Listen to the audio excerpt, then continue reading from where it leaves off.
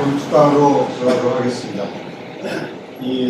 제가 한 8개월 전쯤 박세윤 교수님이 쓰신 책을 읽었습니다. 거친 문서에 관한 책을 굉장히 충격을 받아서 주변에 많은 분들한테 책을 권유하고 그랬습니다. 다음 미 국무성 비밀문서에 밝혀진 그 해방 공간에서의 역사는 너무나 충격적이고 중요한 사실들이었습니다. 박세윤 교수는 이 서울대 현재 교수로 계시는데 이 서울대 국제대학원 대학원장을 지내셨고 미국 하버드 대학 벤치 연구소의 초빙 교수로 말씀드리겠습니다. 자, 박세윤 교수 모셔서 정말 소중한 특강을 듣겠습니다. 이렇게 중요한 자리에 초청을 해주셔서 감사합니다. 또 너무 중요하신 분들 많이 와 계신 것 같고요. 제가 김규식 선생님 그 우사 연구회에서도 발표를 간단하게 한번 한 적이 있었고요.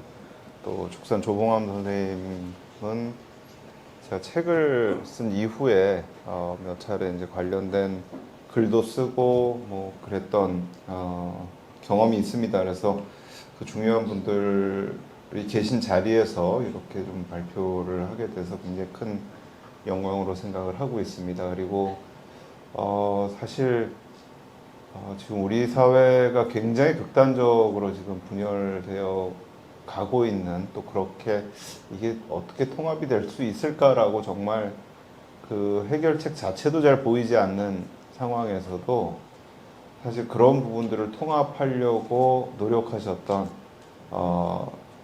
여운형 선생하고 김규식 선생의 그런 뜻을 가지고 이렇게 보여주신 분들께 제가 존경의 말씀을 드립니다.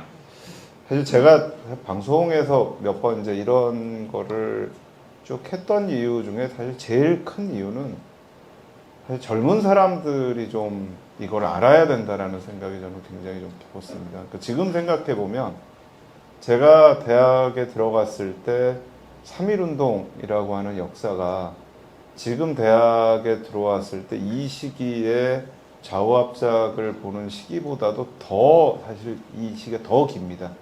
그러니까 지금 대학에 들어오는 친구들한테 해방정국, 미군정, 좌우합작위원회, 여운형 선생, 김규식 선생, 조봉암 선생, 그러면 거의 모릅니다. 그냥 모른다고 봐야 될 것 같습니다. 어떻게 보면 제가 대학에 입학해서 4.19도 이거는 우리가 공부해야 되는데 했던 그 역사는 어떻게 보면 5.18의 역사입니다. 지금 학생들에게 있어서는. 그러니까 그런 부분에서는 어떻게 우리 젊은 사람들한테 이 소중했던 역사를 조금 더 좀 알릴 것인가 라는 게 저는 굉장히 좀 중요한 그런 우리 역사학자들의 좀 임무가 아닌가라는 생각을 좀 하고 있습니다. 사실 제가 이 책을 하고 연구를 하게 된 거는 어떻게 보면 굉장히 우연히 좀 하게 됐습니다. 2017년에 제가 미국에서 강의를 한 학기 동안 하게 됐는데, 그 강의를 하다가 강의 말미에 이제 끝날 때가 돼서 이제 그냥 돌아가기보다는 그래도 연구라도 좀 해야 되겠다. 그래서 원래는 제가 보러 갔던 게 하우스만 문서를 보러 갔었습니다. 예, 하우스만이라고 해서 한국의 군사고문단으로 왔던 사람의 문서가 있는 데를 갔는데, 그거를 다루는 사서분 얘기가 하우스만은 지금 많이 보고 갔다. 박명림 선생도 보고 가고 어디서도 보고 가고 했는데 사실 별게 없다 그런다. 근데 혹시 버치라는 사람을 아느냐? 제가 버치 잘 알죠. 너 어떻게 아느냐? 버치는 세계에서 제일 똑똑한 중위라고 들었습니다. 이 사람 계급이 이제 소위 중위, 대위의 중위인데 그 중위면서도 하버드 대학 로스쿨을 나온 사람입니다. 그리고 원래는 이제 군정요원으로 해서 일본으로 가기로 되어 있었다가 한국으로 왔고요. 그 당시 이제 미군정의 하지 사령관이 버치를 눈여겨보고 있다가 정치 고문으로 이제 고문위원회로 자리를 옮기게 해서 당시에 미소 공동위원회를 담당하는 담당관으로서 이제 버치를 임명을 합니다. 그래서 버치를 잘 안다 그랬더니 그 사서가 우와 버치를 아는 사람이 있구나. 그러니까 누가 여길 와도 버치를 몰라서 이 문서들을 안 보더라. 근데 저는 이제 제가 석사 논문을 쓸 때 석사 논문의 굉장히 중요한 부분이 이 좌우합작운동위원회 이쪽 부분이었기 때문에 버치를 알고 있었고, 좌우합작위원회 첫 번째 회의가 버치의 신당동 집에서 열립니다. 그래서 이 굉장히 유명한 사람이 중요하다 하고 문서를 열어봤더니 역시나 굉장히 좀 중요한 문서들이 많이 있었고요. 그 문서들이 사실 여기에만 있지는 않습니다. 이 미군정 관련 자료에도 중복적으로 있는 자료들이 또 있고요. 저는 버치가 굉장히 똑똑한 사람이다 생각했는데 똑똑하긴 한데요, 좀 독특한 사람이더라고요. 그래서 이제 이 안에 보면 버치가 그 당시에 요 앞에 지금 해화동길을 지나가다가 스피드 속도 위반해가지고 티켓 끄는 게 티켓이 3개가 있고요. 술 먹고 자동차를 어디다 놓고 갔는지 몰라가지고 자동차 잊어버렸다는 신고까지 했던 좀 그런 경력을 갖고 있는 굉장히 좀 희한한 분이에요. 그리고 다른 군정요원들은 가족들을 다 이렇게 데려오질 않았는데 이 사람은 가족을 다 데려와가지고 막내 아들이 여기서 태어났고, 이분은 이제 가톨릭이라 가지고 그 당시에 이제 노기남 대주교한테 그 막내 아들이 영세를 받습니다. 그러니까 아주 독특한 그런 경력을 갖고 있고, 이제 76년에 돌아가신 다음에 이 가족들이 문서를 이제 가지고 있던 문서를 하버드 대학에다가, 이분 로스쿨 출신이니까 이걸 기증을 하겠다고 했는데, 그걸 이제 하버드 대학의 역사를 하시는 교수님이 직접 가족들을 만나서 이건 로스쿨보다는 오히려 하버드 대학의 동아시아 도서관 쪽에 있는 게 좋겠다 해서 옌칭 도서관에다가 이 문서를 가지고 갔습니다. 근데 제가 보니까 브루스 커밍스도 인터뷰를 했어요. 한국전쟁 기원의 1권에 보면 브루스 커밍스가 버치를 만났다라고 하는 내용이 나옵니다. 근데 커밍스는 사실 버치를 그렇게 중요하게 보지 않았던 것 같아요.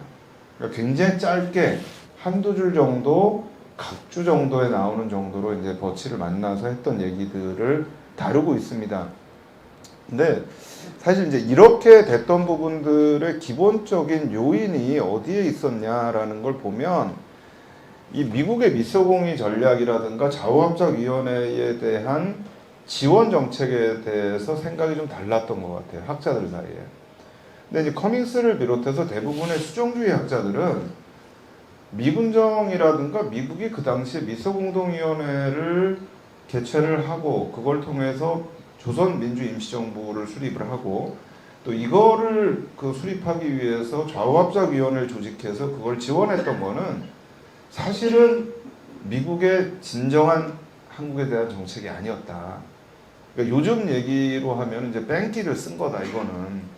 원래는 그냥 반공국가를 만들고 싶었는데 그냥 만들면은 이게 욕을 먹으니까 뭐 그래도 우리가 이 정도 노력을 했어 라는 걸 보여주려고 좌우합작위원회도 만들고 이렇게 했다 라고 하는 게 이제 대부분 이제 수정주의자들의 얘기고요. 그래서 결국은 미국은 그 원했던 걸 가지고 이승만을 대통령으로 만들었던 것이 아니냐라는 입장이고, 반대로 이제 전통주의적인 관점이라든가 또 요즘에 이제 소위 뉴라이트라고 해서 아마 나오고 앞으로도 또 얘기들이 나올 것 같아요. 기본 관점은 이 좌우합작위원회라는 거 어차피 틀린 거 아니냐.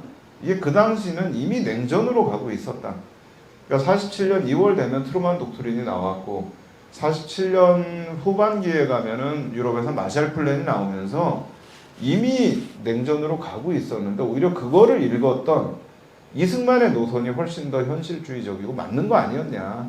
그렇다면 결국은 좌우합작위원회든 남북협상이든 아니면 조봉환 선생이 했던 제3의 길이든 이거는 다 사실 현실적으로 아무런 효과가 없었고 결국은 공산주의자들한테 이용당한 거 아니냐라는 이제 이런 시각이 또 하나 나오고 있습니다. 근데 과연 이제 그런 내용들이 정말 사실인가라는 거를 저는 좀 면밀히 검토를 해봐야 될 필요가 있다라고 생각을 하고 있었고요.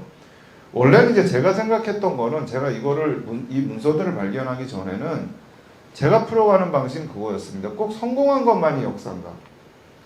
그러니까 저희가 역사를 가리킬 때 성공한 것만 가리키지 않습니다. 성공한 것만 가리키고 그것만이 옳았다라고 하면 저희는 동학 농민들을 기억할 필요도 없고요. 의병을 기억할 필요도 없고요. 사실 제가 굉장히 고마워하는 드라마가 미스터 선샤인입니다. 근데 깜짝 놀란 게 요새 한국 드라마가 너무나 인기를 끌면서 이태리에서 제일 인기 있는 드라마가 미스터 선샤인이래요. 근데 이유를 전혀 모르겠어요.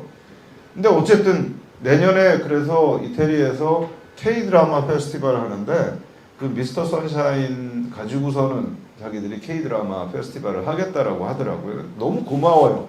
젊은 사람들한테 그 당시에 이렇게 한국의 식민지화를 막으려고 노력했던 의병들이 있었다라는 걸 보여준다라는 거 저는 굉장히 중요한 것 같고요. 또 만약에 실패한 걸 기억하지 않는다면 저희는 3.1운동도 기억할 필요 없습니다. 3.1운동 실패했거든요.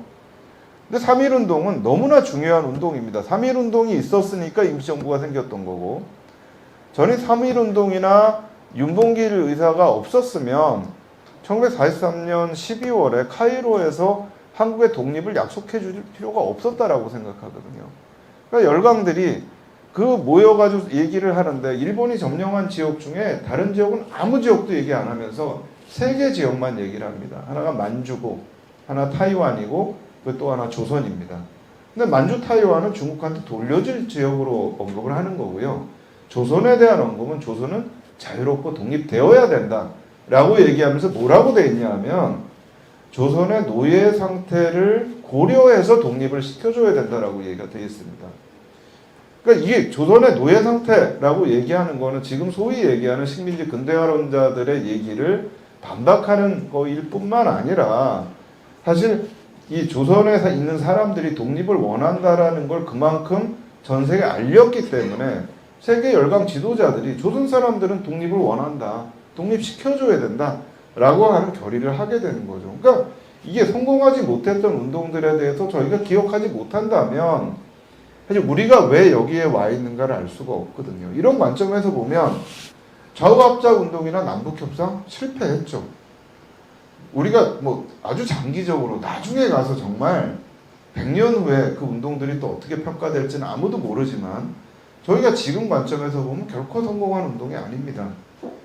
오히려 실패했기 때문에 더 소중할 수도 있죠. 그러니까 제가 사실 김규식 우사 연구회에서 하면서 마지막에 제가 했던 얘기가 있어요. 제가 이 문서들을 보면서 가장 감동스러운 얘기였는데 김규식 선생이 여운형 선생 암살당하고 나서 너무 힘들어진 거예요. 미군정은 끝까지 이거 어떻게든지 끌고 가고 싶어가지고 여운형 선생이 이렇게 돌아가셨더라도 우리가 끝까지 포기하지 말고 장덕수라도 한번 잡아보자. 그래서 장덕수라도 잡아가지고 우리가 의원 내각제로 해가지고 한번 가보자. 이 계획을 세웠는데 장덕숙 씨도 또 암살이 당했단 말이에요. 근데 그러고 나서 이제 김규식 선생하고 김구 선생이 북으로 넘어가서 사기회담을 하겠다. 근데 미군정 쪽에서 반대를 하죠. 가지 마라.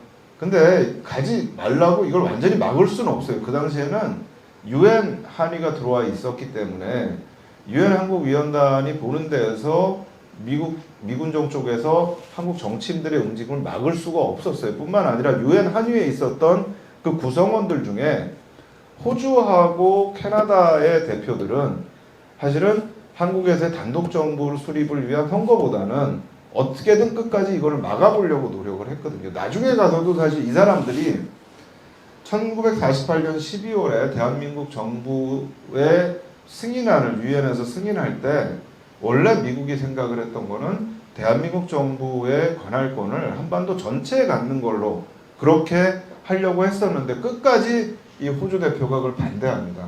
그건 안 된다. 왜냐하면 선거가 이루어진 지역이 한정되어 있는데 어떻게 한반도 전체에다 관할권을 갖는다라고 하느냐. 근데 이게 나중에 가서 또 미국의 정책하고 일치가 돼요. 그러니까 나중에 이제 38선 이북으로 한국군과 유엔군이 넘어갔을 때 이승만 정부가 38선 이북에 대한 관할권을 주장할 때 유엔군 사령관이 안 된다라고 못을 박죠. 그건 유엔에서의 결의안에 의해서 38선 이북 지역에 대한 기본적인 관할권은 유엔이 갖는다라고 이제 이 해석을 내립니다. 그러면서 이승만 대통령이 임명했던 이북 5도 지역의 도지사들을 다 쫓아냅니다. 그러니까 이게 이제 그 당시에 굉장히 이런 노력들이 굉장히 중요한 건데 그때 이제 김규식 선생이 넘어갈 때 버치 중위가 워낙 친했으니까요. 워낙 친했으니까 이제 김규식 선생을 만나러 가죠. 가가지고 가시는 건 좋은데 우리가 당신의 안위를 책임질 수는 없다.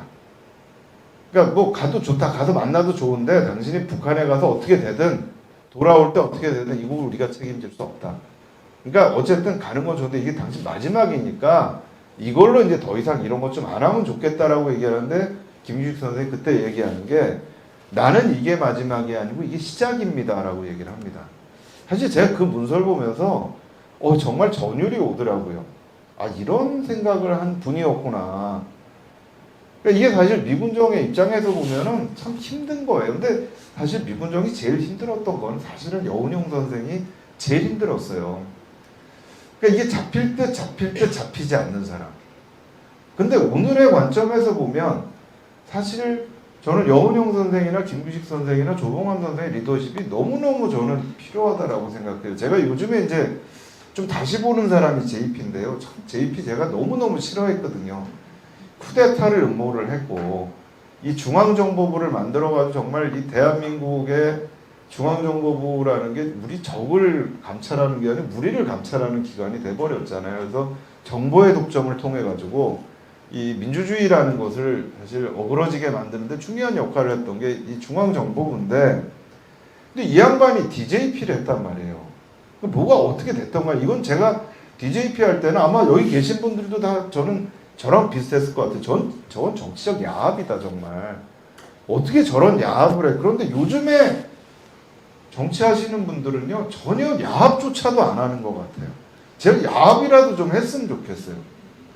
서로가 좀 얘기도 하고 남의 얘기도 좀 듣고. 근데 나중에 JP가 그걸 썼거든요. 거기다가 뭐라고 썼냐면 왜 DJP를 했는지 저는 개인적으로 약간 이 생각을 했어요. 제가 다른 얘기해서 죄송합니다. 금방 다시 돌아가겠습니다. JP가 YS하고 사이가 안 좋아요. 그러니까 이게 JP하고 YS하고 노태우하고 내각 책임제 개헌을 약속을 했다가 이 패를 딱 까니까 YS가 마산으로 가버렸잖아요. 그래서 마산에서 안 올라오니까 아 그래 그러면 우리가 양보할게. 내각제 개헌 안 해. 그래도 YS가 됐거든요. 근데 그런 부분들이 저는 일정 정도 DJP에도 작동을 했다는 생각을 하고요. 또 JP는 TK 쪽을 약간 좀 견제하는 게 있었어요. 이게 이제 80년 서울의 봄 때 JP가 TK 쪽과의 갈등이 좀 있었습니다. 그 당시에 TK는 이제 친윤학 부총리를 중심으로 한 세력이었는데 이제 그거에 대한 부분도 있었지만 어떤 얘기를 썼냐면 자기는 DJ에 대한 좀 뭐라고 할까요? 부채가 좀 있었다. 그 DJ는 그래도 정치를 하는 사람이었다. 근데 제가 그걸 보면서 사실 해방정국에서 정치를 한 사람은 여운형 선생하고 김규식 선생밖에 없어요. 다른 사람들은 정치를 안 했거든요.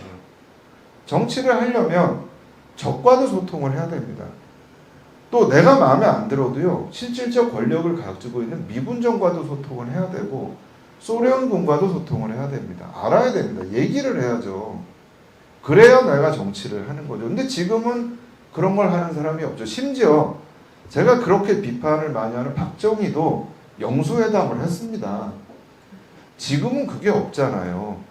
근데 그런 사회에서 얼마나 이게 소중한가라는 생각을 하고 있었는데 제가 약간 이 문서들을 보면서 사실 생각을 좀 바꿨어요. 아 이게 좀 틀어야 될 필요가 있겠구나. 그러니까 이거를 미군정이 저합작위원회를 했던 거를 이거는 그냥 위장 전략이었다. 원래는 어차피 남한에서 반공국가를 세우려고 했던 거 아니냐라고 얘기를 하는데 세계적인 상황하고 보면 저희가 꼭 봐야 될 부분들이 저는 오스트리아 같아요. 그러니까 우리하고 오스트리아가 굉장히 비슷한 점이 많습니다. 근데 오스트리아는 1955년에 중립국을 선언을 하면서 통일 독립국가로 독립을 했습니다. 그리고 그 중립국 선언을 했던 날을 지금도 건국절로 오스트리아는 지내고 있다라고 얘기를 들었어요. 근데 1955년 상황은요. 1948년에 대한민국에서 분단정부가 수립될 때보다 훨씬 더 심각한 냉전 상황이었어요. 53년에 우리 정전협정이 있었고요. 54년에 베트남을 분단시키는 제네바에서의 베트남 분단에 대한 또 정전협정이 또 하나 있었습니다. 그리고 그 시기가 타이완 해협에서의 위기가 있었던 시기였고요. 그리고 이 55년, 56년이 헝가리 사태가 있었습니다. 헝가리에서 반란이 일어났을 때 소련이 탱크를 몰고 가서 헝가리의 반란을 진압했던 시기입니다. 그러니까 그렇게 암흑이 더 짙어갔던 냉전의 시기에 오스트리아는 독립을 했습니다. 그렇다면 우리가 48년 시점에서 이미 냉전이 다 확정된 거기 때문에 이런 노력들은 아무런 의미가 없었고 결국은 이승만의 노선이 훨씬 더 현실적이었고 승리를 한 거 아니냐라고 얘기하는 것이 과연 옳은 것이냐에 대해서 다시 한번 좀 짚어보고 갈 필요가 있겠다라는 생각을 했고요. 이제 그런 부분들이 이 문서 속에서 굉장히 많이 나타나더라고요. 어떻게 우리가 증명할 것이냐라는 거를 두고 이제 제가 몇 가지 좀 일단 찾은 부분은, 하나는 1946년 5월 시점에서 1차 미소공의가 결렬되는 시점입니다. 이 시점에서 하지 사령관이 이승만과 김구 두 분을 부릅니다. 불러서 앉혀놓고 당신들은 좀 뒷방에 물러서 있는 게 좋겠다. 이 문서 내용 그대로 있습니다. 뒷방에 있으면서 김규식 선생을 좀 지지를 해라 라는 이제 얘기를 합니다. 근데 사실 이때 이제 김구 선생하고 이승만 대통령의 차이가 나타나요. 어떻게 이제 행동을 했는가. 근데 그 내용은 나중에 혹시 뭐 질문을 하시면 제가 말씀을 드리겠고, 어쨌든 이 시점에서 이 두 분이 이게 내가 이제 잘못하면 완전히 권력에서 물러나겠구나라는 생각을 하면서 이승만 대통령이 미국에 갑니다. 이거 거의 이제 이건 승부수를 던진 거예요. 내가 지금 한국에서 어차피 미군정하고 안 된다면 내가 미국에 가서 로비를 해서 내가 지금 이 좀 끈이 떨어지게 된 상황 자체를 다시 한번 이어가야 되겠다. 사실 이승만 대통령이 처음에 들어올 때는 미군정 내에서 한국 사회 내부에 너무나 사실 이 보수 세력들이 약하니까 이승만을 통해 가지고 보수 세력들을 한번 결집시켜 보겠다 라고 해서 이제 이승만 대통령을 부르죠. 그 당시에는 미군정이 있었기 때문에 한국에 들어오려면 미국의 허락을 받고 비자를 받지 못하면 한국에 못 들어왔습니다. 그러니까 이승만 대통령도 처음에 국무성에서 비자 발급을 안 했었고요. 근데 이걸 이제 사실 본인하고 굉장히 성향이 비슷한 메가더 장군의 이 허락을 받아가지고 국내에 들어오게 됐고요. 그래서 들어올 때 메가더 장군을 동경에서 만났고, 그 동경에서 만날 때 메가더 장군이 하지 사령관을 또 동경으로 불러서 거기서 만난 다음에 들어오죠. 그러니까 첫 번째에 미국이 생각했던 것은 이승만 대통령을 통해서 우익 세력들을 좀 강화시키겠다라는 거였는데, 이승만 대통령이 들어오자마자 사실은 완전히 이 문제가 생기는 발언을 해버리죠.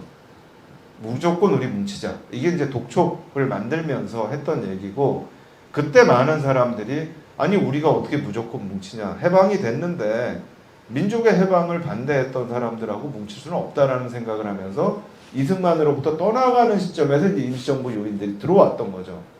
근데 사실 임시정부 요인들이 들어와서도 미군정은 임시정부 요인들한테는 계속 의심의 눈초리를 보냈어요. 그러니까 무엇보다도 굉장히 민족주의적 성향이 강한 데다가 임시정부 자체가 1940년 이후에 좌우합작적인 성격을 띠었기 때문에 사실 그거에 대해서 미군정 자체는 그렇게 호의적인 눈초리를 보내지 않았는데, 여기에 이제 가장 큰 타격이 됐던 게 사실 이제 반탁운동을 하면서 총파업을 했던 거죠. 근데 이 총파업을 했던 게 미군정에 또 다른 영향을 준 게 뭐냐면, 제가 이 여운형 선생 관련 문서들을 쭉 보면서 굉장히 많이 제가 봤던 부분들이 뭐냐면, 미군정도 알고 있는 게 그 당시에 미군정이 한국을 통치하면서 제일 문제가 되는 게 결국은 친일 경찰들이라는 거였어요. 그러니까 왜 한국인들이 미군정에 대해서 그렇게 협조를 하지 않고 이렇게 문제가 많느냐, 두 가지 얘기를 해요. 나중에 이 하지가 이제 인터뷰를 할 때 그 얘기를 합니다. 하나는 한국인들은 카이로 선언의 내용을 모른다. 카이로 선언의 내용을 한국을 무조건 독립시켜준다라고 한국인들은 인식하고 있는데, 사실 카이로 선언은 그 내용이 아니었다. 이게 이제 한 가지 내용이었고, 두 번째가 경찰 문제예요. 그러니까 이게 경찰이 미국으로서는 필요하긴 하지만 친일 경찰들이 있는 한은 1946년 대구에서 가을에 일어났던 대구 사건처럼 계속해서 이거에 대한 반발들이 일어날 것이다라는 미군정이 분명히 알고 있었는데, 왜 우리가 이 경찰들을 제대로 다루지 못하고 잘라지 못했느냐. 근데 여기 정확히 그 얘기가 나 왜 못하느냐. 김구 선생이 반탁운동을 한다고 해가지고 총파업을 했는데 유일하게 파업을 안 한 게 경찰만 안 했다는 거예요. 심지어는 미군정까지 다 파업을 해가지고 하지가 점심을 못 먹었대요.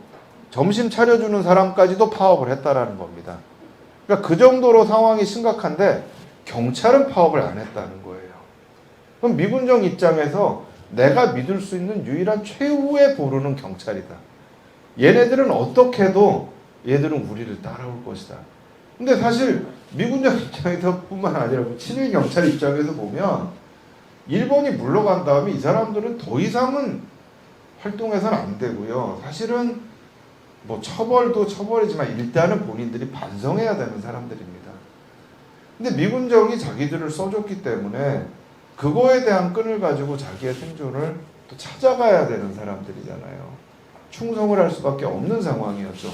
그러니까 이제 이런 부분들이 계속해서 이제 문제가 되는 겁니다만 어쨌든 이승만에 대해서는 민주의원이 설립될 때까지도 미군정이 어떤 밀어주는 모습을 보였어요. 사실 이승만이 그때 김구 선생이 비상국민회의 하면서 이거를 끌어가는 거를 인터셉터 해가지고 민주의원으로 변환을 시켜버렸거든요.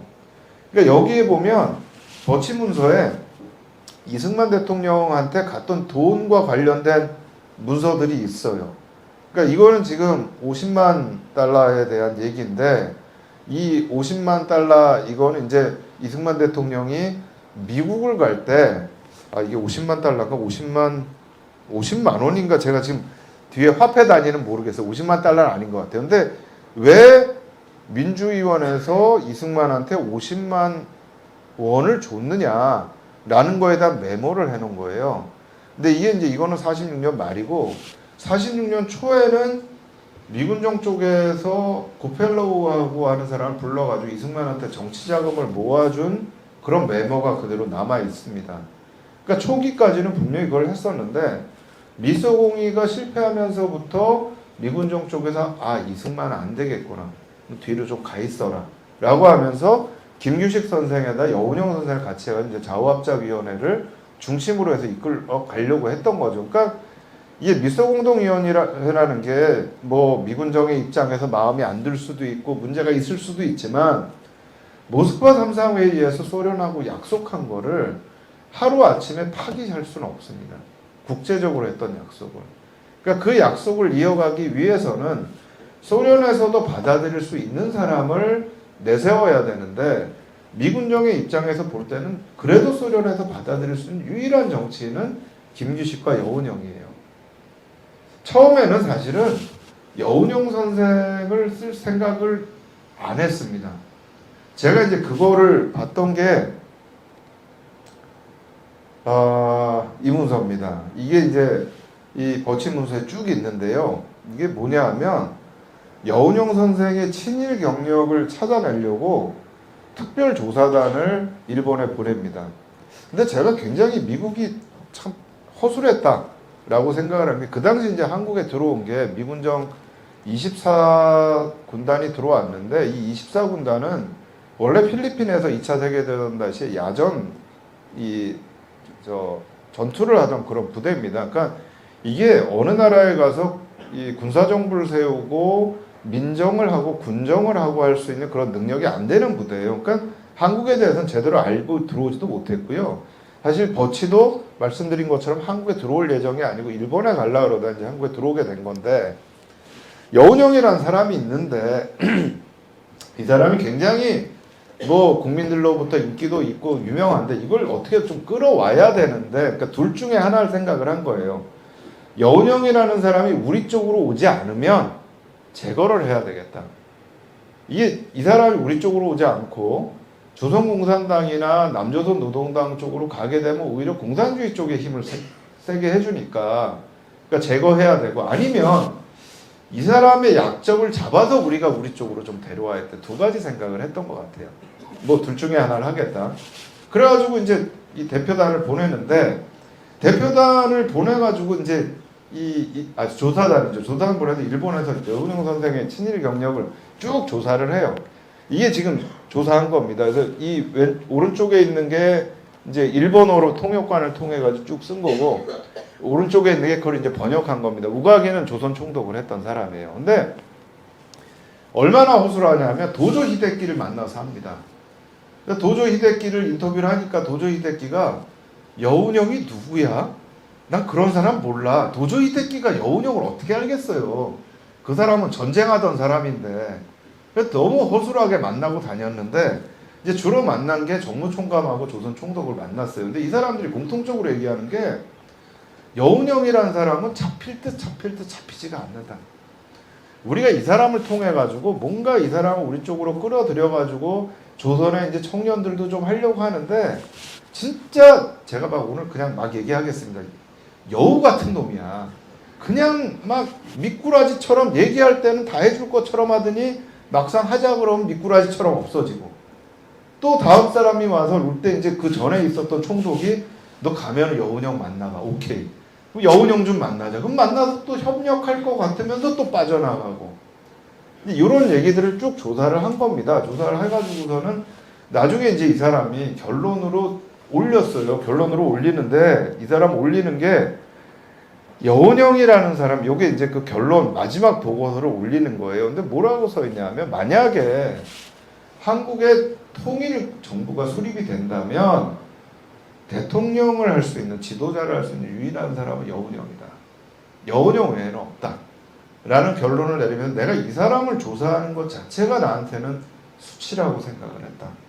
라고 조사 결과를 가지고 와요. 그러니까 저도 이걸 보면서 참 정말 대단하고 그런데 미군정도 똑같이 느꼈을 것 같아요. 진짜 미꾸라지 같구나.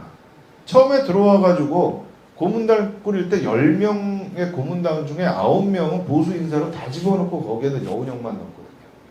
또 민주위원 꾸릴 때도 여운형 선생한테 들어와라. 안 들어오죠. 민전으로 가죠. 민주주의 민족전선으로 갑니다. 그러니까 이게 잡힐 듯 잡히지 않는데 그럼에도 불구하고 미군정이 여운형에 대해서 일단 이런 조사 결과가 하나 있었을 뿐만 아니라 이렇게 되는 데 있어서 정말 중요했던 거는 사실은 김규식 선생이 있었기 때문입니다. 그러니까 김규식 선생을 혼자 세우기에는 이분이 사실 어떻게 보면 정치인이지만 어떻게 보면 이분은 학자거든요. 그러니까 나중에도 보면 이제 김규식 선생이 어떤 청년 그런 조직을 만들려고 해요. 여운형 선생이 이 암살된 다음에 그 시기에 이제 또 하나 이제 논란이 됐었던 게 광복군에 있었던 군대가 이 장군들이 들어오는 문제가 하나 이제 논란이 됐던 게 또 있어요. 근데 그때 당시에 이청천 장군이 들어왔는데 이 양반에 대한 여러 가지 사실 소문들이 막 도는 거예요. 이게 좀 평가들이 엇갈리는 거예요. 그래서 또 하나 이제 한 분을 모시고 들어오려고 하는데 이분이 이제 김규식 계열이니까 이분을 또 못 들어오게 하려고 또 여러 가지 공작들이 시작이 됩니다. 근데 처음에 어쨌든 그럼 김규식이라는 사람을 세워야 되는데 그럼 이 김규식이라는 사람을 세우는데 그 힘을 받아서 정치적으로 하려면 여운형 선생이 같이 결합을 해야 된다. 근데 사실 두 분이 뜻이 일치를 했던 거예요. 그러면서 이제 좌우합작위원회라는 게 결국은 성립이 되게 된 거죠. 그러면서 이제 이승만은 야 내가 이제 뒷방으로 쫓겨나게 생겼구나 해가지고 도박과 같이 이제 난 이거라도 해야 되겠다 해서 미국을 갔어요. 미국에 가서 이제 뭐 하지는 빨갱이 하지는 나쁜 놈 이제 이러고 다니니까 하지가 소환까지 됐어요. 미국으로. 또 조사도 받고 하는 정도로. 근데 그 당시에 이제 제가 이 버친문서에서 본 게 너무나 저도 좀 깜짝 놀란 게 미군정 쪽에서 이제 버치를 중심으로 한 쪽에서 미국의 국무성에다 편지를 보냅니다. 이승만이 돌아오는 비행기를 못 잡게 해라. 이승만이 들어오지 못하게 해라. 그러니까 아예 이승만 못 들어오게 하고 우리가 여기서 이걸 꾸리겠다. 근데 이승만이라고 하는 분이 정치적인 수완이 진짜 대단한 것 같아요. 그렇게 하는데도 비행기표 구해서 들어옵니다. 사실 그 당시에 미군정에서 굉장히 화를 냈던 게 뭐냐면 사실 가짜뉴스 문제가 있었어요.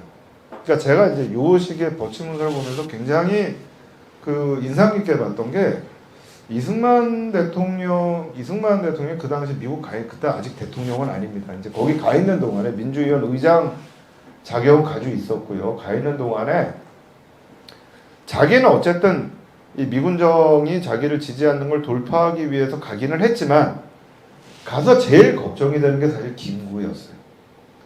내가 거기 가 있는 동안에 국내에 있는 이 김구가 이 조직을 다 가져가면 어떻게 하느냐.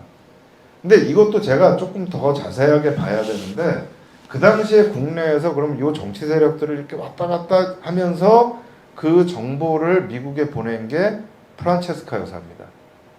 그래서 프란체스카 여사가 국내에서의 여러 정보들을 종합을 해가지고 전신을 계속해서 보냅니다. 그래서 그 전신 요 원문들이 이 문서 속에 들어가 있어요. 그러니까 전신 보내려 그러면 미군정을 통하지 않고서는 보낼 수가 없거든요.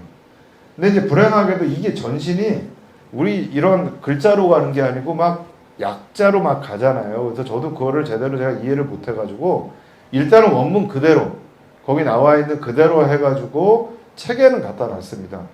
근데 이걸 이제 나중에 좀 더 자료를 좀 보충하고 싶었는데 나중에 미국 대사관 쪽에서 그런 얘기를 하거든요. 그러니까 이승만 대통령의 인사라든가 이런 부분들은 프란체스카 여사가 다 좌지우지하고 있다.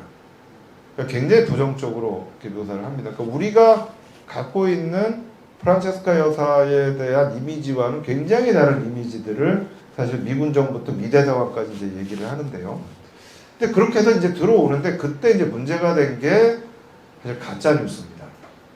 그러니까 그 당시에 이제 이 미국 무성 쪽에서 약간의 이제 정책 변화를 좀 가져오려고 했던 시기입니다. 그게 이제 47년에 이제 한 중반으로 가면서 제2차 미소공의가 결렬되는 시점으로 가는 때인데 요때가 이제 그리스 터키에서의 게릴라 문제 때문에 트루만 독트린이 2월에 나오고 후반기로 가면서 마샬 플랜이 나올 때입니다. 그러니까 기본적으로는 좌우합작위원회를 시작하고 이렇게 할 때만 하더라도 저는 이게 그냥 하나의 뭐 유인책이라든가 하나의 그냥 방편으로서 한 게 아니고 저는 실제로 미국 쪽에서 정말 이거를 할 생각이 있었던 게 아닌가라는 생각이 들어요. 특히 제가 이런 생각을 하는 데 있어서 굉장히 중요하게 생각하는 게 요게 그 당시에 모스크바 삼상협정 안에 있는 조선민주임시정부가 수립될 경우에 소련과의 합의에 의해서 수립될 경우에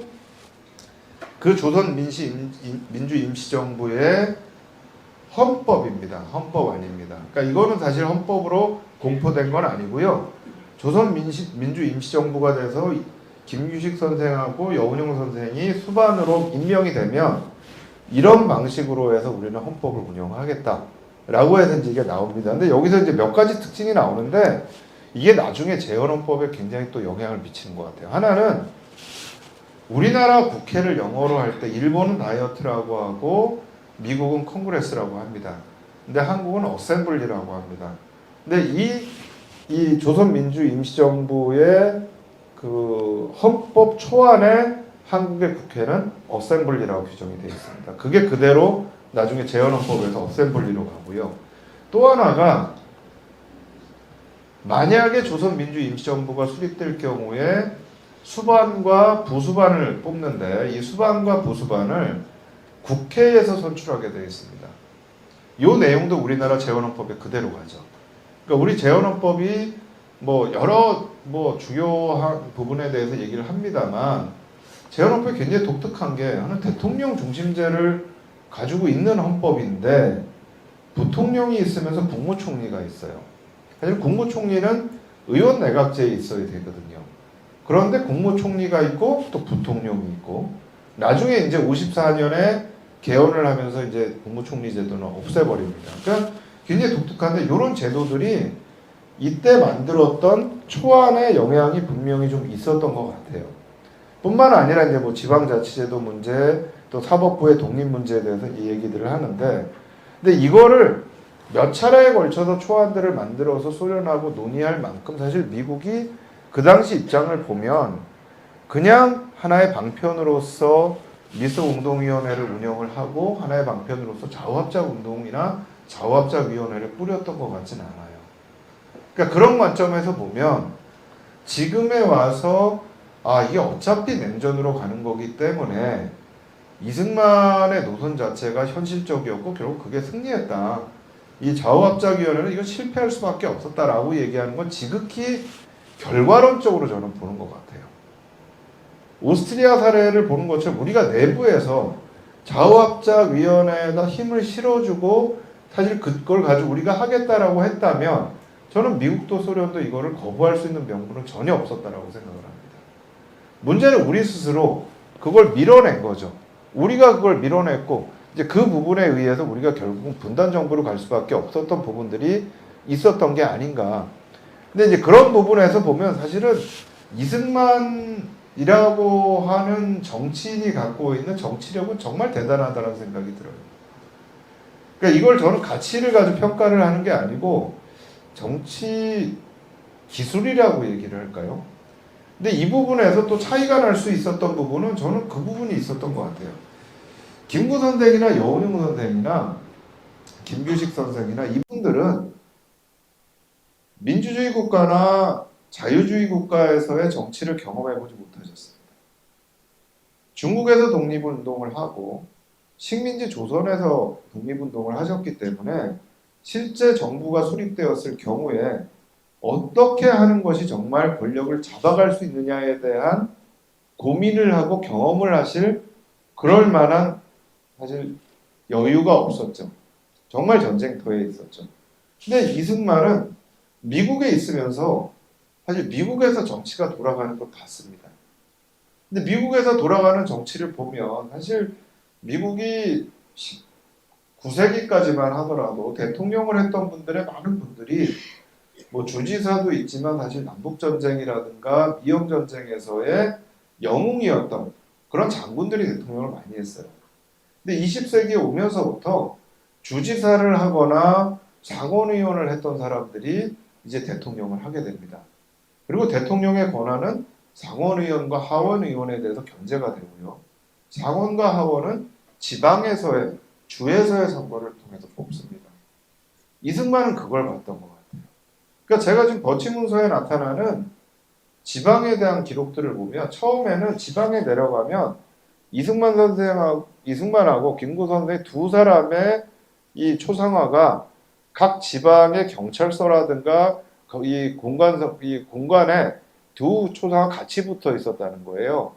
근데 이게 46년 말로 가면서부터 김구 초상화가 떨어지기 시작하더래요. 이승만 초상화만 남기 시작하더라는 겁니다. 사실 이게요, 어떻게 보면 조금 저희가 생각해야 될 부분들이 좀 있는 것 같아요. 그러니까 저는 기본적으로 버치 문서를 보면서 버치는 정말 진심으로 좌우합작위원회를 통해서 미소공의를 성공을 시키고 이승만을 대통령으로 앉히면 안 된다라는 생각을 정말 진심으로 가지고 있었다고 느껴요. 그리고 또 그렇게 추진을 했던 사람들이 미군정 내에 있었습니다. 그런데 문제는 미군정에 그런 사람만 있었던 건 아니었던 것 같아요. 제가 친일경찰 얘기도 말씀을 드렸지만 버치가 또 하나 얘기하는 게 사실은 김도한 씨 얘기입니다.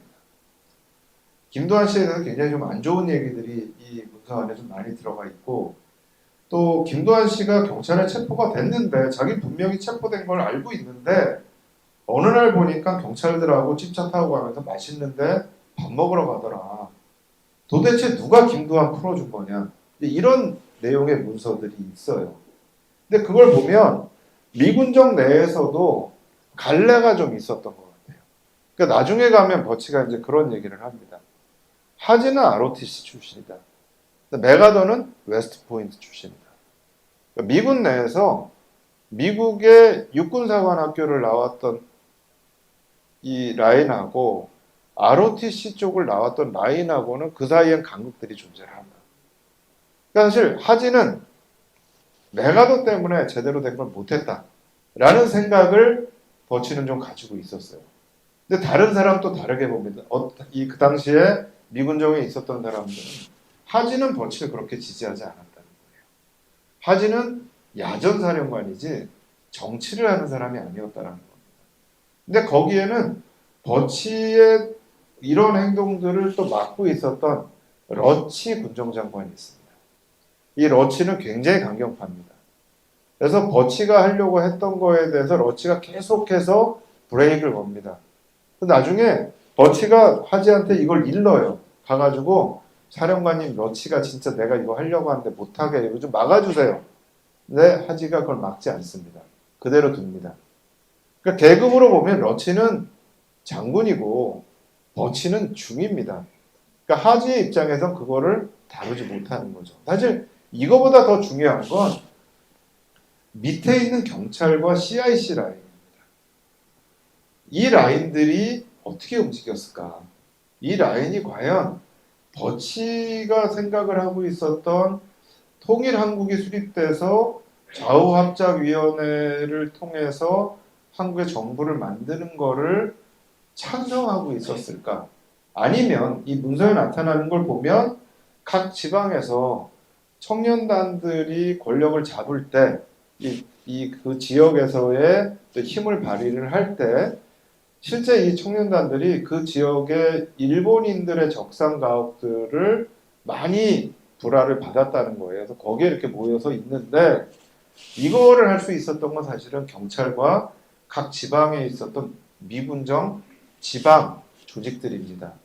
근데 거기에 있는 이제 CIC 조직이라든가 이런 쪽에서는 굉장히 강경한 입장들을 가지고 있었을 거라는 거죠. 그러니까 그런 입장에서는 좌우합작위원회보다는 이승만을 지지하는 쪽으로 갈 수밖에 없다. 그러니까 제가 이제 만났던 분 중에 에모리 대학 총장을 했었고 한국의 주한미국 대사로 왔던 분이 돌아가셨습니다. 제가 유럽에 출장을 갔다 이분을 만났어요. 근데 이분이 이제 저한테 그런 얘기를 하시는 거예요. 자기가 47년에 CIC 요원으로 왔었다라는 거예요. 그래서 CIC 요원으로 와서 오자마자 자기가 한 게 암살 사건의 수사를 맡았다는 거예요. 근데 자기가 지금 정확히 기억은 안 나지만 자기가 맡았던 사건이 여운형 암살 아니면 장덕수 암살이었던 것 같아요. 근데 저는 아마도 장덕수 암살 쪽이 아니었을까라는 생각도 하지만 여운형 선생 암살 사건이었을 가능성도 있습니다. 근데 이분이 얘기를 하면서 자기가 이거를 막 조사를 해가지고 어느 선까지 딱 올라갔는데 요것만 내가 넘어가면 누가 시키고 어떻게 된 건지를 밝힐 수 있는 단계에서 미군정의 윗선에서 수사를 멈추라는 지시가 왔다는 거예요. 그래서 자기가 수사를 멈추고 이걸 덮었다라는 얘기를 하시더라고요. 명확하게 그 기억을 가지고 계세요. 그래서 제가 그게 한 15년 전쯤인가 오스트리아에서 짤스부르크 세미나를 하면서 그분한테 직접 들었던 얘기입니다. 그래서 제가 이제 책을 쓰면서 거기에다가 각주에다 그 얘기를 좀 써놨어요. 근데 그러니까 사실은 저는 좀 그런 생각이 들어요. 그러니까 이 미군정 자체가 또 미국 자체도 그런 것 같아요. 전 준비가 안 돼 있었던 것 같아요. 사실 미국의 입장에서 볼 때 한국은 중요한 지역이었지만 일본만큼 중요하진 않았습니다. 중국만큼 중요하지 않았습니다. 어떻게 보면 미국의 입장에서 보면 오스트리아가 중요하지만 독일만큼 중요하진 않습니다. 그거하고 상당히 유사했던 것 같아요. 그렇다면 사실 오스트리아가 했던 것 같은 걸 우리도 할 수 있었던 저는 순간이 있었다라고 생각을 해요. 이건 저는 결과론적으로 봐서는 안 된다라고 생각하거든요. 이제 그런 부분에서는 분명히 저는 여운형 선생과 김규식 선생이 당시의 상황을 읽고 있었다라고 저는 생각을 하는데 문제는 여운형 선생은 한편으로는 미군정이 갖고 있었던 굉장히 불명확했던 정책에 사실 두 분이 좀 희생이 된 거고 다른 한편으로는 여운형 선생은 사실 공산주의자들이 너무 못되게 굴었죠. 사실 조선공산당에서 여운형 선생한테 못되게 구른 것부터 해가지고 사실 여운형 선생에 대한 테러에 전체는 아니지만 일부는 조선공산당 쪽에서 한 게 있어요. 그리고 또 뒤에 가서도 남조선 노동당 만들고 할 때 그때는 완전히 진짜 여운형 선생을 짓밟아 버렸죠. 이게 조선공산당 쪽에서 자기가 권력 앞에 딱 권력이 내 눈앞에 있으니까 그럼 내가 누구를 제거해야 돼? 뭐 여운형을 일단 몰락시켜야 되겠구나. 이 생각을 하게 되는 거죠. 근데 미군정은 남노당이 만들어진다고 할 때 거기에 대해서 남노당 만드는 거 축하해라고 할 정도로 정확한 입장도 안 갖고 있고 이 속에서 사실은 한국의 정치인들이 굉장히 노란한 부분들이 저는 있는 것 같아요. 그러니까 그 당시의 상황을 두 지도자는 정확하게 읽기는 했지만 그럼에도 불구하고 사실 미군정이 가지고 있었던 그런 불명확했던 그 당시의 정책들 또 조선공산당이 가지고 있었던 굉장히 극좌적이고 어떻게 보면 너무나 셀피시한 자기중심적인 그런 노선들. 물론 그거는 똑같이 저는 적용될 수 있는 게 저는 한국민주당이라든가 민주위원회도 적용된다라고 생각을 해요. 사실 김유식 선생이 좌우합작위원회에 참여한 거는 민주위원 대표로 참여했습니다. 근데 민주위원이나 민주주의 민족전선이 우익의 대표 김유식 선생하고 좌익의 대표 여운형 선생을 적극적으로 지지했느냐? 그렇지 않거든요. 뒤에서 이간질하고 도와주질 않았어요. 힘을 실어주지 않았어요. 결국 이런 부분들이 우리가 저는 이게 마지막 찬스였던 것 같아요. 정말 마지막 찬스로서 할 수 있었던 좌우합작위원회 또 이 운동이라는 거를 굉장히 허무하게 끝내게 되는 요인이 됐던 것 같아요. 한편으로는 저는 분명히 미국과 미군정의 책임이 있다라고 생각을 합니다. 불명확한 정책을 가지고 들어와서 이 정책을 수행하는 과정에서 위에서는 좌우합작을 하면서 밑에서는 실질적으로 물리력을 가지고 있는 세력들은 밑을 갉아먹고 있었고, 두 번째는 우리 자신들의 문제죠. 우리 자신들이 사실 그런 노력들을 제대로 받침하지 못했었던 게 아닌가. 사실 저는 학생들한테 강의할 때 그런 얘기를 합니다. 저는 사실 분단의 책임이 저는 미국에 있다라고 얘기하지 않습니다. 우리한테 있다라고 얘기를 합니다. 우리한테 있기 때문에 우리가 그 이후에도 대땅트라는 시기를 거쳤고 탈냉전이라는 시기를 거쳤고 몇 차례 남북 정상을 했음에도 불구하고 왜 지금 이렇게 돼 있는가? 사실 과거를 우리가 제대로 성찰하지 못한 거죠. 왜 우리가 분단이 됐고 전장을 했고 지금까지도 제대로 평화를 정착시키지 못하고 있는가? 이거를 책임을 밖으로 돌리는 게 아니고요. 우리 내부에 책임이 있기 때문에 우리가 여기까지 왔다라고 성찰을 한다면 사실 다른 나라들 지금 다 분단 극복하고 이루고 있는데 우리만 이루고 살고 있어요. 지금도 우리 평화협정이 어떻고 9.19 남북 군사협의가 어떻고 이거 다 휴지조각 됐잖아요 지금. 지금 다시 DMZ에다가 무기 다 들여오겠다라고 얘기하잖아요. 이런 불안한 데 살고 있습니다. 제가 왜 젊은 사람들한테 정말 이런 얘기들을 하고 싶은가? 이게 그 사람들 얘기거든요. 제가 그 친구들한테 그 얘기를 해요. 군대 가기 싫지 않니? 이런 얘기하면 안 되겠지만 어쨌든 군대 가는 거 좋아하는 사람이 어디 있겠어요. 근데 요새는 또 이게 18개월이 되니까 빨리 갔다 오더라고요. 장교도 안 가고 18개월이니까 빨리 갔다 올게. 제가 그런 얘기를 했어요. 여기 계신 분들한테 너무 죄송할 수도 있지만요. 제가 몇 분 그 예편한 분들하고도 그 얘기를 했어요. 군대를 60에 가자. 젊은 애들은 보내지 말자. 그러니까 전쟁 결정은 어차피 50대, 60대가 내리고 전선에서 20대가 가서 다 죽는다. 그러지 말고 전쟁 결정 내린 사람들이 군대 가게 하자. 지금은 50대, 60대가 얼마나 건강합니까? 막 마라톤도 하시고요. 막 힘이 나와서 광화문에 나와서 맨날 시위도 하시잖아요. 근데 집에만 계시지 말고요. 요새 사병 월급 높거든요. 군대에서 밥 먹으면 사모님들이 얼마나 좋아하시겠어요. 밥 먹고 오면. 그래서 저는 좀 이분들 보내고 당신들은 좀 창의적인 사고를 가지고 해라고. 그거를 좀 또 하려면 우리 젊은 사람들한테 힘을 넣어주려고 했던 김규식 선생이나 여운형 선생은 좀 기억을 해라. 그래서 좀 얘기가 막 그렇게 갔습니다만 어쨌든 저는 이제 최근에도 또 자꾸 이승만 대통령 기념관을 세운다. 기념관 세우는 거 반대 안 합니다. 대통령 기념관은 닉슨처럼 정말 닉슨은 미국 정치에서 가장 있어서는 안 될 정치인임에도 불구하고 닉슨 도서관이 있습니다. 이승만 대통령도 저는 도서관 만들어야 된다라고 생각해요. 가서 연구를 해야죠. 이 사람 어떤 일을 하고 뭘 했는지. 근데 이걸 찬양하는 기념관을 만들겠다는 건 저는 반대입니다. 근데 지금 그거 하겠다는 사람들이 다 하는 얘기가 좌우합작운동, 남북협상 그런 얘기 하지 말라고 공산당한테 이용당한 거다. 근데 저는 이걸 좀 깨고 싶어요. 근데 그걸 감성적으로 깨는 게 아니고요.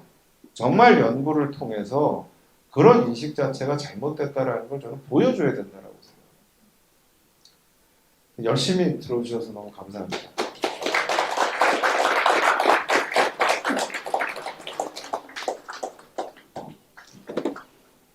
저 봉양 선생님은 유머 감각이 아주 출중하신 분이었습니다. 봉양 선생님 특강하다 보니까 마지막에 유머가 나서 드시네요. 아, 유머가 아닌 진심입니다. 네. 그 날씨가 추우니까 여기는 천하의 보수분들 다 계시는데 한 두 분 정도만 좀 질문을 좀 받고 귀구하는 자가 있습니다. 저기 나오셔서 잠깐 질문을 간단한 자기소개를 하시고 질문을 짧게 해주시기 바랍니다.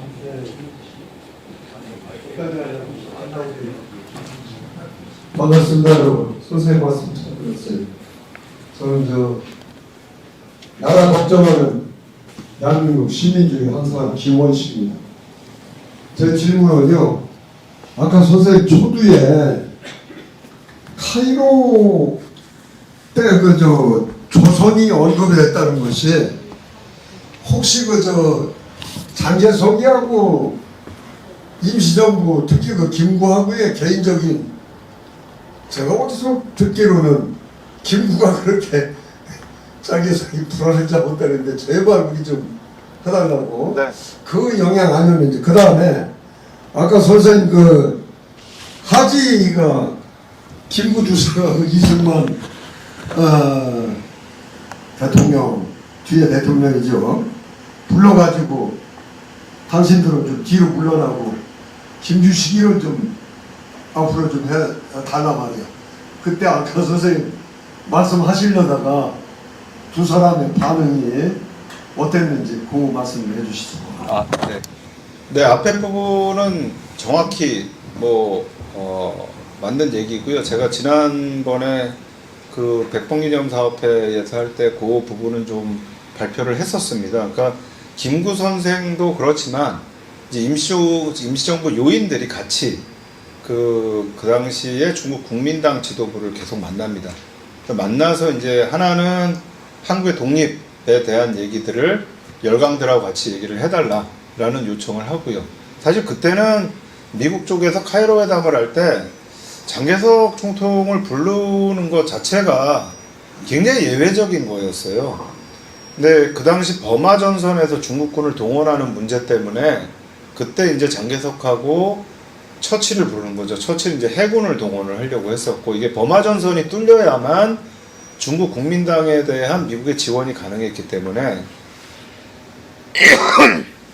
그래서 그 당시에 이제 불렀는데 그 각이 전도 그렇고 후에도 그렇고 임시정부 요인들이 굉장히 많이 장개석 총통을 만났습니다. 만나서 국민당에다도 전달하는데 두 가지 전달합니다. 하나는 한국에 대한 독립을 하나 전달하고요. 또 하나는 그 당시에 쭉 소문이 돌았던 게 한국에 대한 위임 통치 소문이 돌았습니다. 그게 나중에 사실은 반탁운동을 하게 된 이유 중에 제일 큰 이유가 그거예요. 그래서 이미 42년에 미국의 태평양문제연구소에서 전쟁이 끝날 경우에 한국과 같은 지역에 대해서는 위임 통치를 한다. 근데 그 당시에 사실 이 위임 통치에 대한 게 이 1차 세계대전에서 일본이 산동반도에서 독일에 대해서 승리를 거두면서 일본이 태평양에 있는 과거에 독일이 가지고 있었던 조차지들을, 이 섬들을 다 위임 통치를 시작을 합니다. 근데 이 위임 통치라는 게 굉장히 애매한 개념을 가지고 있었어요. 그래서 사실은 임시정부에서 한편으로는 독립청원을 하지만 다른 한편으로는 위임 통치는 절대 안 된다 라는 입장을 가지고 가요. 그런데 위임 통치 부분에 대해서는 관철을 못 시키죠. 그래서 이제 인듀 코스라고 하는 부분들이 거기에 들어가게 됩니다. 그래서 그 부분은 많이 짚은 것 같고요. 이제 이 이승만과 이제 김구 선생의 차이, 두 분이 같이 이제 뒷방 좀 가 있으라고 하니까 두 분이 지방 순회를 하십니다. 되게 중요한 것 같아요. 이게 마치 1992년에 1년인가 2년인가 제가 정확한 연도가 기억이 안 돼. 덩샤오핑이 남순 강화를 합니다. 이 덩샤오핑이 천안문 사건으로 위기가 있을 때 이걸 돌파를 하는 게 남순 강화를 하면서 지금의 그쪽에 이 개방 지역들 있잖아요. 잘 사는 지역도 광저우 밑으로 해가지고 이 지역의 개방을 확 선언을 하면서 완전히 이제 이 분열되었던 중국 사회의 여론을 확 끌어옵니다. 근데 이제 이때 이제 이승만하고 김구가 같이 지방 순회를 도는데 김구 선생은 그거를 대충 이렇게 돌다가 올라오세요. 근데 이승만은 거기를 탄탄하게 잡습니다.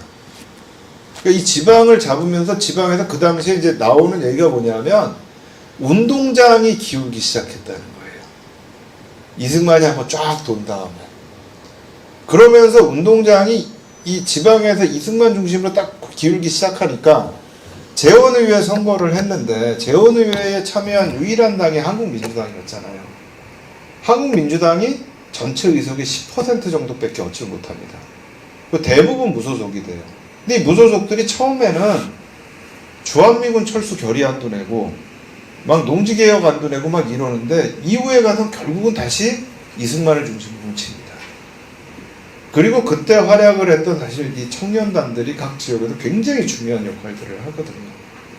그러니까 이게 저는 이승만이 가지고 있었던 본인이 미국에서 가지고 있었던 그런 경험들을 살리는 또 그런 정치 기술이 아니었는가 뭐 그런 생각을 좀 해보는데 아니면 사실 미군정이 저렇게 이승만을 쳐내려고 했는데도 끝에 가서 결국 대통령이 되는 이게 참 제가 별로 좋아하지 않는 분인데 참 정치 기술은 대단하구나 이런 생각은 좀 들더라고요. 자, 한 번 더 궁금한 질문을 받겠습니다. 가능하면 저 여성분 중에서 한번 질문해 주십니다.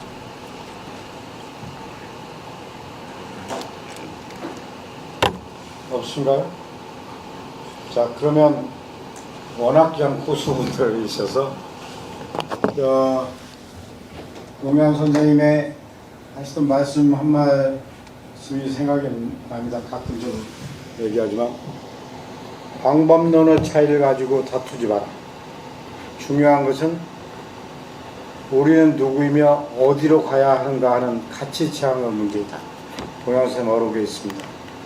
저는 오늘 이 엄혹한 시대에 전 보사 선생님과 동양 선생님 그리고 축산 선생님 또 도산 선생님 그 분들 앞에서 아까 처음에 시작할 때 국회에 대한 경례를 못했습니다. 깜빡 전부 일어나셔서 머리 숙여서 손녀들께 머리 숙여서 이렇게 예를 드리고 공념을 하고 바치는 거